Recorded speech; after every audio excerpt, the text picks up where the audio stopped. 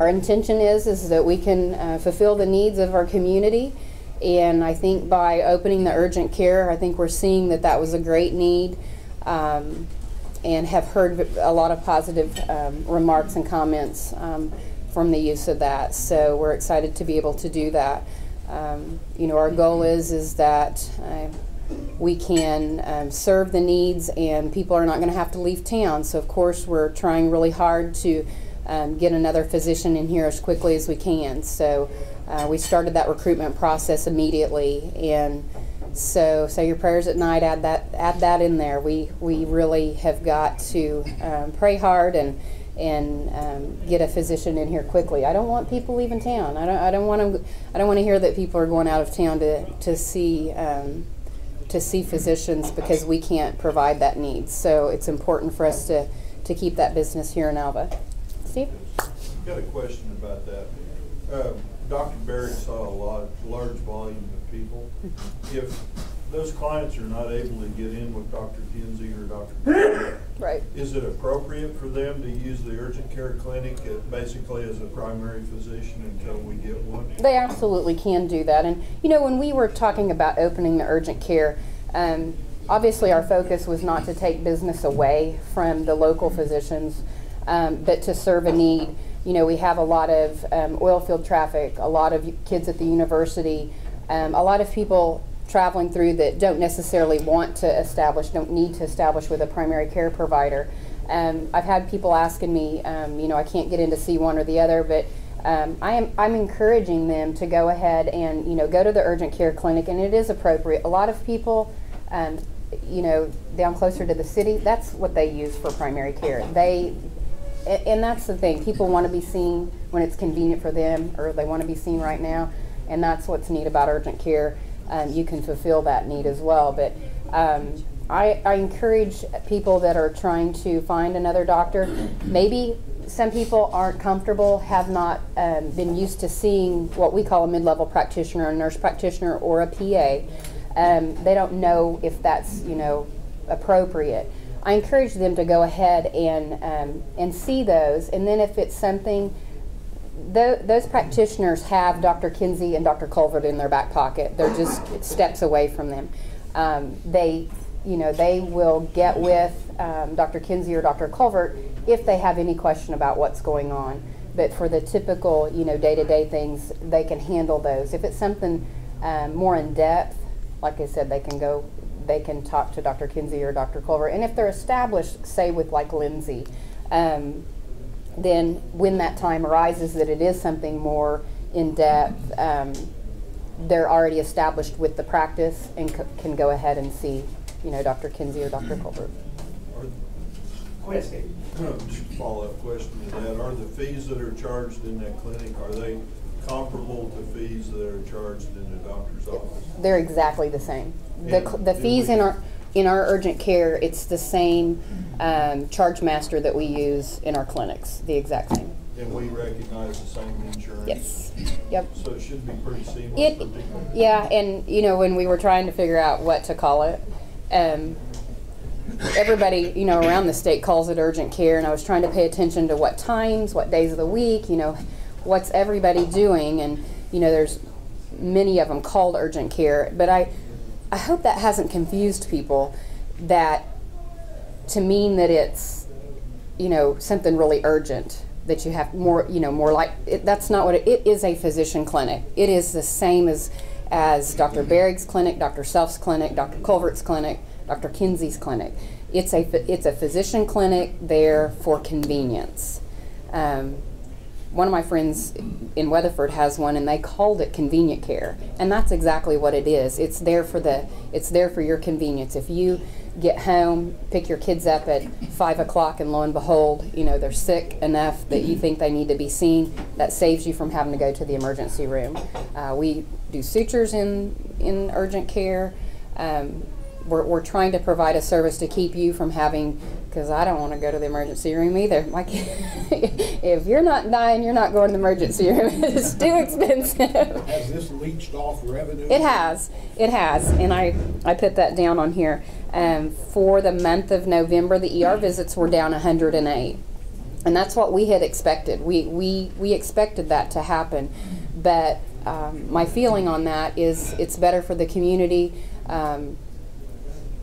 PR, you know, people don't want to go spend $500 for an earache or a sore throat. They shouldn't have to, and so we hope that that's providing that need. Henry?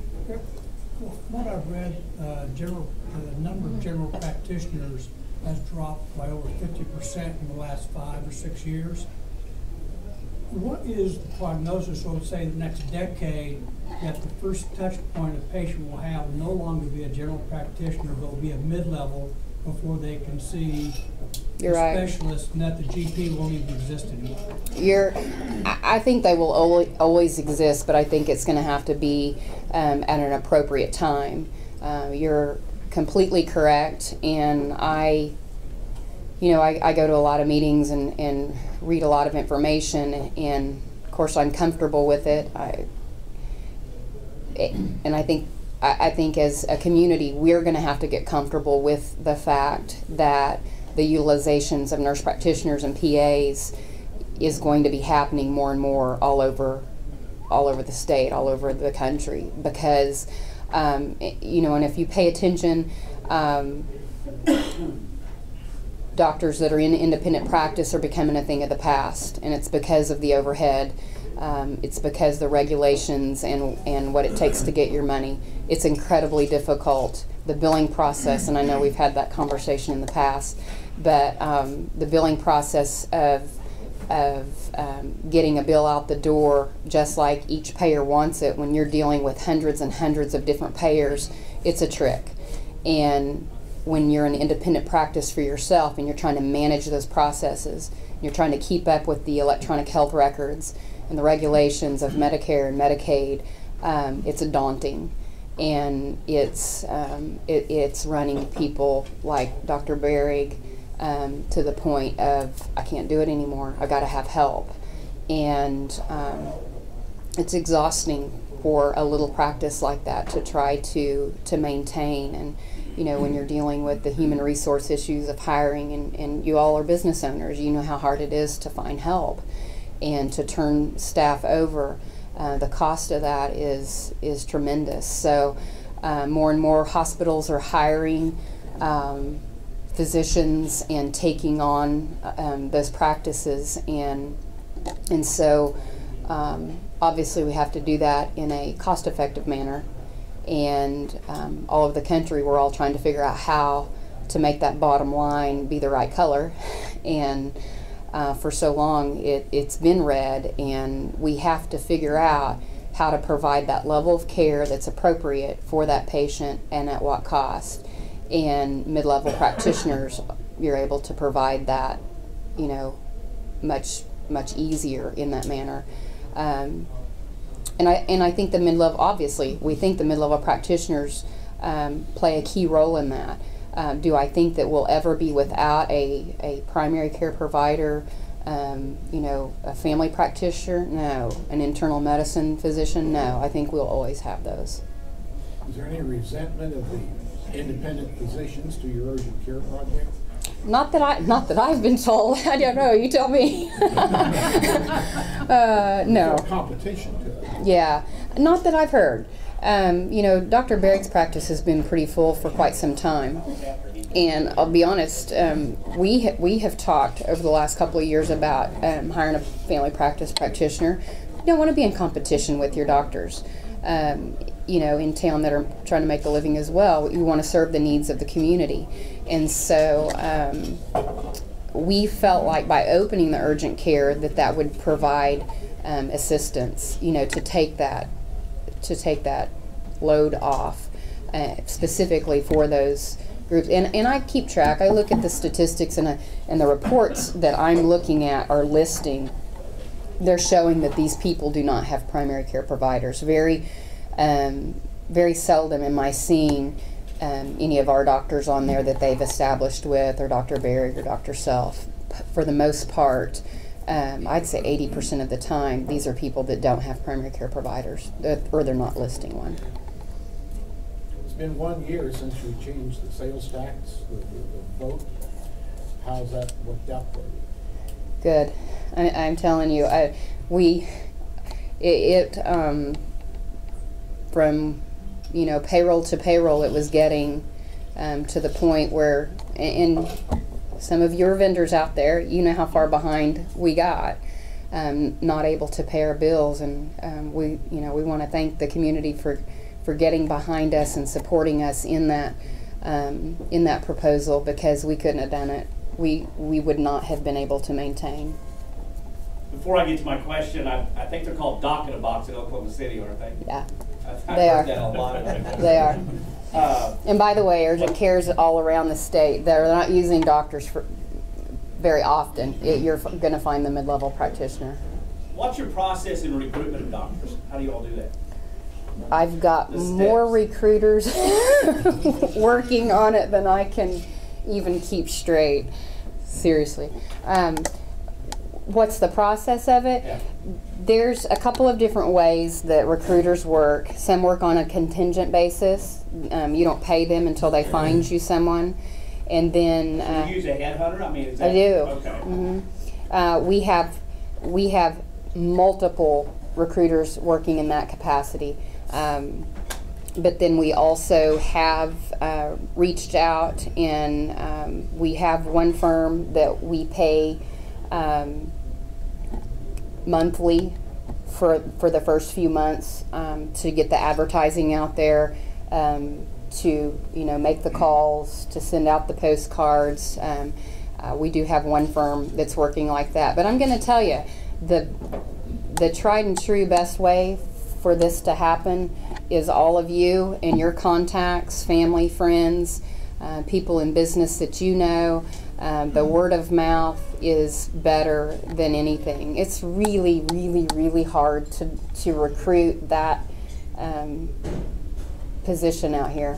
I mean, not very many docs, looking online or getting the mailers are very thrilled about Northwest Oklahoma. If they've never been here, it's probably not somewhere that they're going to willingly choose on their own to come out here. So if we can get them out here, I think that's huge, because I stayed. I wasn't planning on staying. Is it rural or money? Both? Both. I think first, rural, I don't think they see themselves in that capacity. And we try to be competitive. We have to, or we're not going to get bites on it. So. And they're overworked. Do they see that? They're overworked here. Aren't they, somewhat? Can we skip that question? Next. I refuse to answer that. God damn it. If my doctor's out, my primary care physician at 6 o'clock, I go up there. Do they have access to my records? I mean, if need be, yes. Culver's got to file this thick on me. Yeah, yours are steps away from where they're at. If they need to get to them, they can. We're not the full implementation of the electronic medical records. In the clinic, we actually are. I don't have enough time to tell you all about that. But in the clinic, in the urgent care, we actually are. And we will be bringing our physician clinics on, Dr. Kinsey and Dr. Culvert. I'm going to say within this next year, we'll get them transferred over, if Culvert doesn't kill me. Old dog, new tricks sometimes. Yeah. Yes, sir. I have two questions. Yep. One is, what about, say it's 5:30 or something like that, and I'm having chest pains. I am Dr. Self's clinic. I think, well, I'm probably all right, but I could be. Well, if you tell him you're gonna, if you tell him you're having chest pain. Am I to go to your urgent care clinic, or should I go to the emergency room? Not you with chest pain, no. No. If you tell them you're having chest pain, they're probably going to make you go to the ER. Okay, but if I did go to the urgent care and I was having chest pains, and they needed to do lab work to find out. They're going to make you go to ER. Okay, so the lab work. Because they're going to want to do an EKG. Would be done if I needed X-rays. We do some lab work in urgent care for some things, but that when you say Heart enzymes and stuff. yeah, like that. we're not going to do that in urgent care. Yeah. Yeah, not a typical, Dr. Self wouldn't do that in his office. That's what you need to think. I mean, No, so maybe you ought to go to the emergency room if there's any question, if you had a fracture or anything like that, like. fractures, we can do those x-rays in urgent care. You know, I stepped off the porch back a few months ago, and I'm tight, I guess, when it comes to that. I walked around on it for a couple weeks. So urgent care would have been perfect. I would have just, you know, popped in there, and yeah, we can do that. That's no different from you going down to Dr. Self and saying, hey, you know, I stepped off the porch. I don't know if my ankle's broke or not. It sure hurts. He would have given you an order for an x-ray and would have sent you out for an x-ray. And that's the same thing we would do in urgent care. You would come into urgent care, Gwen, my ankle hurts. She would send you over to get an x-ray and be able to tell you, you know, what we need to do from there. Through urgent care then for the x-rays and stuff like that? Mm-hmm. Well, it will bill just the same as it would. We will, behind the scenes, we'll go ahead and register you as an outpatient for that x-ray. You won't do any routine testing like guys that meet the CDC or need to see if they can get hired and they need a drug test? Will you do things like that? Mm-hmm. Someone just walked in off the street? Yep, we'll do that. Good questions. I did not expect to talk this long. What else? Do we have a people pool of kids that have grown up here that are now in the medical profession that are out there? I mean, Dr. Beard was enticed to go back home. Don't we have a people pool of medical professionals out there that have... There's one of our committee members right there. Jason has talked about that. That's what we've talked about. Those are the people we need to target. Or the kids that are in high school right now, encouraging, you know, getting that bug out there. That the Jonathan Bushmans of life, you know. Mm-hmm. Candy, are you running into the problem? I know that we tried the hospitals program there for a while, trying to keep the doctors from having to make rounds and do all that stuff and be on call. Is that part of our issues here that we're having to battle as opposed to? It is. I'll go ahead and say it. Jason doesn't kill me here. We are in the process currently working with St. Anthony's, and you know St. Anthony's has been a great partner for us over the last few years. It is cold in here, John. I agree. I'm about to freeze. I'm not trying to hurry up. Holy cow. Should have brought my own heater. We are working with St. Anthony's. It's okay. Oh, well, there you go. We should talk to somebody about that. Holy cow. I should have done that 15 minutes ago. It'll be nice and warm when we leave. I came from the kitchen, it wasn't cold. We are currently working with St. Anthony's right now. 3 affiliates have agreed to work on a program with St. Anthony's to pilot a program. The initial outlay cost is not a lot, pretty much just hardwiring some of our patient rooms. Now please, we're thinking out of the box here. Please don't take this and run. But because of those challenges that Terry's talking about, many physicians today, they're trying to run their practices during the day. Think of yourself when at the end of the day you're ready to go home. Well, if you've admitted patients to the hospital, you got to go finish that. You've got to go do your patient rounds. You've got to talk to the family. You've got to write orders. And now the hospital has this wonderful EHR that they have to deal with. And so if you don't deal with it often, it's a little bit more difficult because you're not used, you know, you got to remember what you're doing. So if you avoid doing that, then it's just a snowball effect. So what we're doing to, one, try to use that as a recruitment tool by being able to say, you know, you don't have to do inpatient rounding, because that is the first question when docs are asking about your opportunity. Do I have to do inpatient rounding, or is it just clinic? And then the next one is, do I have to take ER call, and how much? So we are looking at this program through St. Anthony's. It's a telehospitalist program. It would be kind of a doc in a box, a doc on a screen.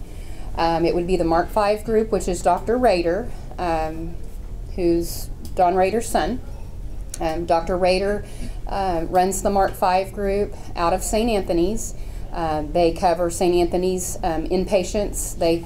They see those patients. So essentially, the same people, if you go to St. Anthony's Hospital, the same doctors that would be seeing you in St. Anthony Hospital would be the same doctors that would be seeing you as an inpatient here at Share Medical Center. That's the concept. We would have our nurse practitioner or PA facilitate that interaction. They would be there as well. So the doc, we would roll the screen into the patient room. You're the patient laying in the bed. We are able to hook a stethoscope up to the computer. It'd be just like me having a stethoscope, putting it on your chest, so he's able to hear that on the other end. We can look in your eyes, in your nose, in your ears, and your throat in the same way. And so that's what we're working on right now. I'm not going to promise that it's going to happen, that we are going to do it. Dr. Rader is going to come up and talk to our medical staff actually in January. I want everybody on board and okay with this, before we try something like that. But that's what we're looking at, to try to take the load off of our local doctors, because they are overworked. They are very, very busy. Multiple things that this could accomplish. We're trying to think out of the box. We're trying to think towards the future. We're trying to answer those questions that Henry's talking about, is where are we going to be in 10 years? Where are we going to be in 15 years? And the more and more I hear and read, for rural hospitals to survive, we're going to have to be open to technology and things like this for us to be able to have practices here in Alva. So we need to think positive. We need to embrace change, and it's not always going to be like it's always been. And so we're trying to take that opportunity and embrace it and see where that might take us. You have something, we're about out of time. Yes, I want to introduce Aaron White and Jordan Ross. Jordan, you come up with Aaron so they see your face as well. We have recently entered into a contract with Aaron and Northwest Physical Therapy out of Woodward. As you know, Amanda Lesperance left us back a few months ago. Has it been about 3 months? Aaron was kind enough to accept the challenge at a time when we were looking for physical therapists. And like I said, it's hard to recruit in Northwest Oklahoma. We weren't getting any bites. And we wanted a seasoned group. A seasoned. I'll let you borrow my glasses. We wanted a seasoned group of people to provide the needs. We could have hired a brand spanking new physical therapist, but that's really hard on the therapist to not have a mentor like Aaron, and that's what he brings to the table, years of experience. So I'm going to turn it over to Aaron and let him tell you a little bit more about that. I was the physical therapy director, rehab services director at Woodward Hospital for 17 years. Went out on my own, started my own therapy business 5 years ago, and God has truly blessed me in that we have been able to expand, and Northwest Oklahoma was severely underserved. And as people kept calling and different things needed to happen, more therapists were able to come and work, and we've developed a pretty good network in Northwest Oklahoma. I was truly blessed when Jordan, she was a intern from the University of Oklahoma Physical Therapy School. She came and did an internship at our clinic. We developed a relationship. She's from Winoka originally. Jordan Gaskell is her maiden name. Now it's Jordan Gaskell Ross. And she wanted to come back out here. We hired her. Then this whole arrangement happened through Alva with Amanda leaving, and it just opened the door where it just gives us a place for Jordan to spend more time. Jordan is truly an exceptional therapist. She's going to be here majority of the time, and I'll be coming back and forth helping her. I'm going to embarrass her a little bit. She's former Miss Northwestern. So anyway, she went to school here at Alva before she went to physical therapy school, and she's committed to this part of Oklahoma. So we're pleased to be here and pleased to be a part of your hospital. And just from the questions you guys are asking, and I can tell your community is behind your hospital, and we just want to be a part of that and grow with you. So